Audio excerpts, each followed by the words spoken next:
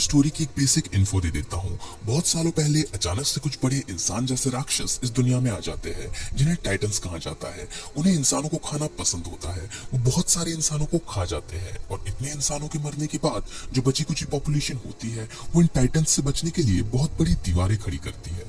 100 सालों से ये दीवारें इंसानों को ऐसे ही बचा कर रख रही है। हालांकि कुछ स्पेशल फोर्सेस इन टाइटन्स से लड़ने के लिए अक्सर इन दीवारों के बाहर जाते रहते हैं। चलिए अब कहानी पे आते हैं। तो कहानी शुरू होती है हमारे मेन कैरेक्टर एरन से, जो कि एक पेड़ के छांव में सो रहा होता है और एक बुरा सपना देखकर अचानक से जाग जाता है और उसकी आंखें खुलते ही वो अपने सामने मिकासा को देखता है। मिकासा एरन की दोस्त होती है और एक हादसे में उसके मॉम और डैड की डेथ के बाद से ही वो एरन के परिवार के साथ ही रहती है। वो एरन को देखकर कहती है चलो घर चले, और एरन उससे पूछता है कि मैं यहाँ क्या कर रहा था। तो वो कहती है कि तुम घोड़े बेचकर सो रहे थे। तो एरन कहता है कि नहीं, मैं बस एक लंबे सपने में फंस गया था। और फिर मिकासा उससे पूछती है कि तुम्हारे आंखों में आंसू क्यों है। फिर हमें एक दूसरा सीन दिखाया जाता है जिसमें हमें दिखाते हैं कि एक आदमी सबसे ये कह रहा होता है कि हमें इन दीवारों की पूजा करनी चाहिए, ये हमारे लिए ईश्वर का तोहफा है। इन्हीं दीवारों ने हमें उन राक्षसों से बचा कर रखा है। लेकिन कोई भी उसकी बातों पर ध्यान नहीं देता, सब उसे नजरअंदाज कर देते हैं। फिर दोबारा हमें एरन का सीन दिखाया जाता है जिसमें वो मिकासा से कहता है कि किसी को भी मेरे रोने वाली बात मत बताना। तो वो कहती है ठीक है, पर ऐसे तुम्हारा बेवजह रोना ये तो अंकल को बताना ही होगा।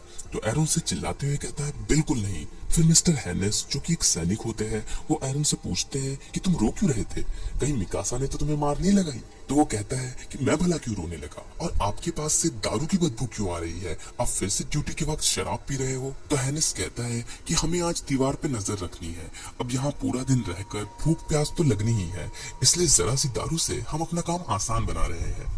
ये सुनकर एरन गुस्से से कहता है कि क्या आप इस हालत में उनसे लड़ पाओगे अगर वो दीवार तोड़कर अंदर आ जाए। तभी एक दूसरा सैनिक वहां आते हुए कहता है डॉक्टर के बच्चे में बहुत गर्मी है, अगर कभी ऐसा हुआ भी तो हम संभाल लेंगे, और वैसे भी पिछले 100 सालों में अब तक ऐसा कुछ नहीं हुआ। और फिर एरन कहता है इसलिए तो पापा कहते हैं कि हमें और भी ज्यादा सावधानी बरतनी चाहिए।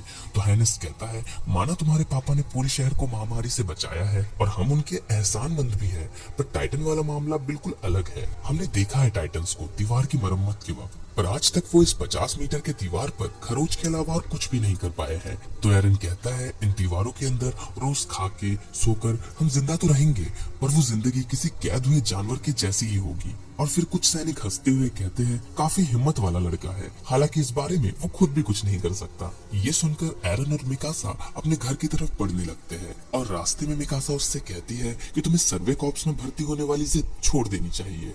तो एरन कहता है अब तुम भी ऐसा कहोगी। तो वो कहती है कि मेरा वो मतलब नहीं था।